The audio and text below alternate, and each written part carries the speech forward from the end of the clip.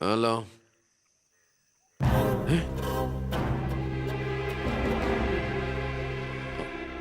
എപ്പോ?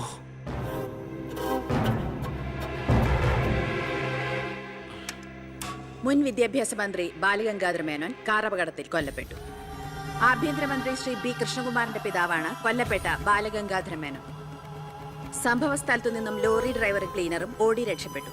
മൃതദേഹം പോസ്റ്റ്മോർട്ടത്തിന് ശേഷം ചിറ്റാരിക്കരയിലുള്ള സ്വവസതിയിലേക്ക് കൊണ്ടുപോകും.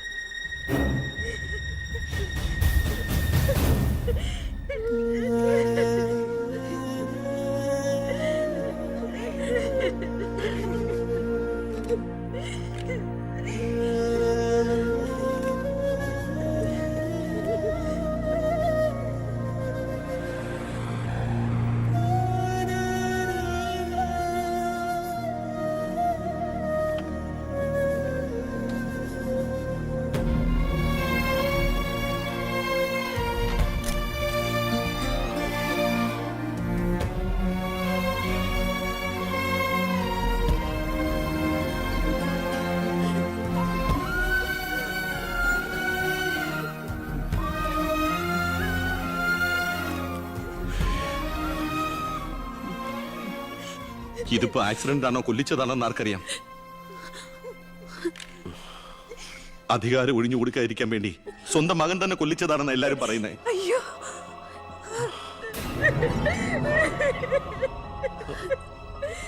എന്നിട്ട് ആ സമയത്ത് ഒരു ഡൽഹി യാത്രയിൽ ആരും സംശയിക്കില്ലല്ലോ.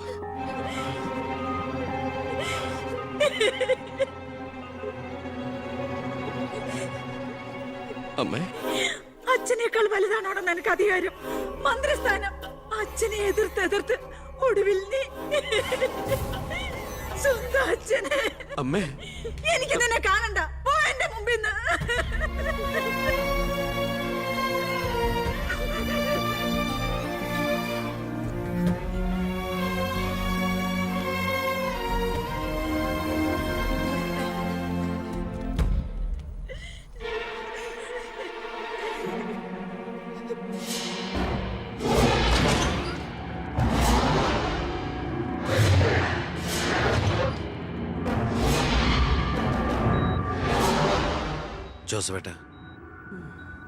ജോസഫേട്ടൻ അച്ഛന്റെ കൂടെ എങ്ങനെയാ? താനിതെങ്ങോട്ടാ? ഞാൻ അങ്ങോട്ടാ? അങ്ങോട്ട് അല്ല ഇങ്ങോട്ട്. കയറോ വണ്ടിയില്. ഇങ്ങോട്ട് കയറോ.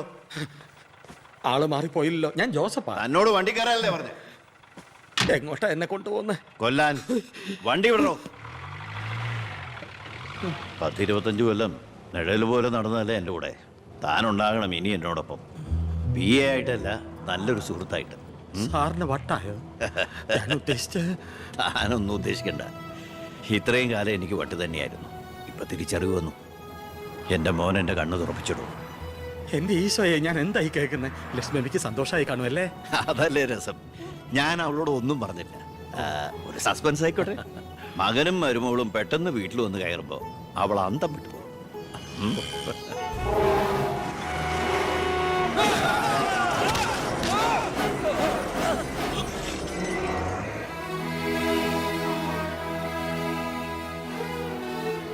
ആ ഇടിയിൽ ഞാൻ തെറിച്ചുപോയി.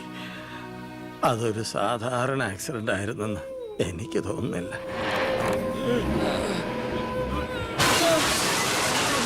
അല്ലെങ്കിൽ പിന്നെ ആ ലോറി പിന്നോട്ടെടുത്ത ശേഷം പിന്നെയും കൊണ്ടുവന്നിടിച്ച എന്തിനാ? മനപ്പൂർവ്വം ആരോ ചെയ്യിച്ച പോലെ.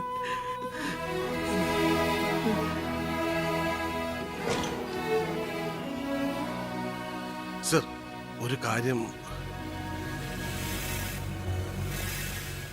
ആ ലോറി ഡ്രൈവറും കിളിയും ഒളിച്ചിരിക്കുന്ന സ്ഥലം കണ്ടുപിടിച്ചു. പക്ഷേ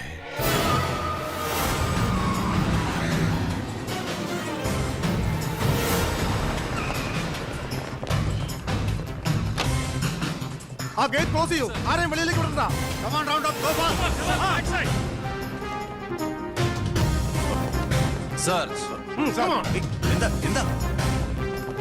സോറി മാഡം.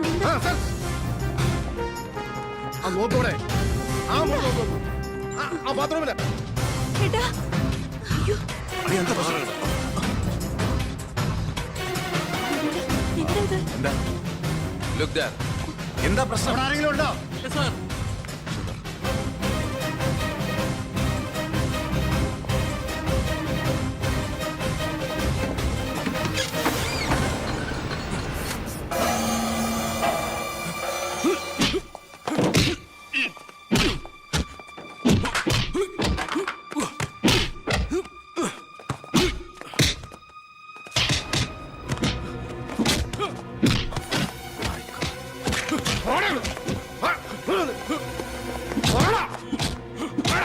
ആര് പറഞ്ഞിട്ടാ നീ മേനോ സാറിനെ കൊന്നത്?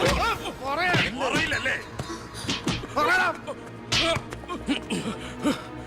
ഇവരിൽ ആര് പറഞ്ഞിട്ടാടാ നീ ഇവിടെ കയറി വിളിച്ചത്? പറയടാ. ഒന്ന് നിർത്തുന്നുണ്ടോ? അമ്മേ, എന്താ എന്താ ഇവിടെ? അമ്മേ, ഇവന് അച്ഛനെ എന്നിട്ട് ഈ വീട്ടിൽ തന്നെ. വേണ്ട, നീ നിന്റെ പോലീസും ചേർന്ന് എന്നെ ബോധ്യപ്പെടുത്താനാണ് ഈ വേഷം കെട്ടെങ്കിൽ അത് വേണ്ട. നിനക്ക് എന്ന് തുടങ്ങിയടാ നിന്റെ അച്ഛനോട് ഇത്ര സ്നേഹം?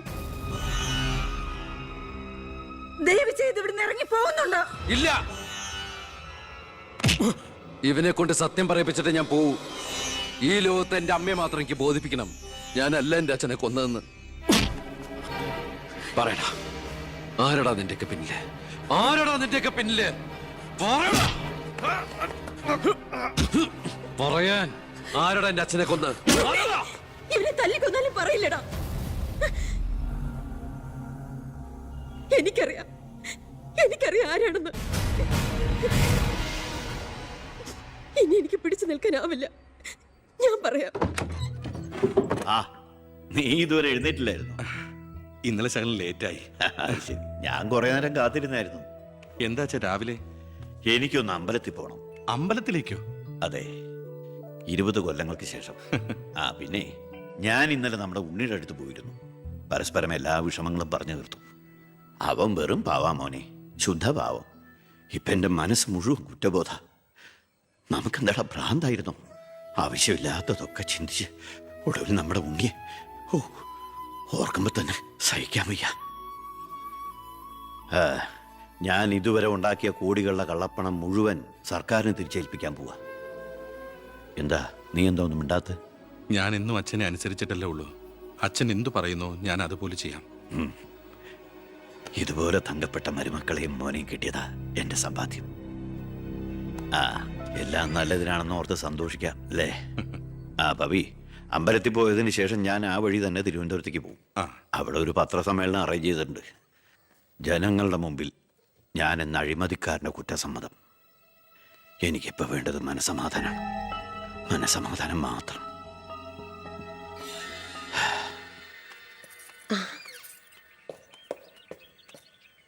സാർ ബെൻസേല് വേണ്ടടോ, പഴയ ശീലങ്ങളൊക്കെ മാറ്റി നമുക്ക് ഇതിൽ പോവാം. ശരി വാ. സാർ.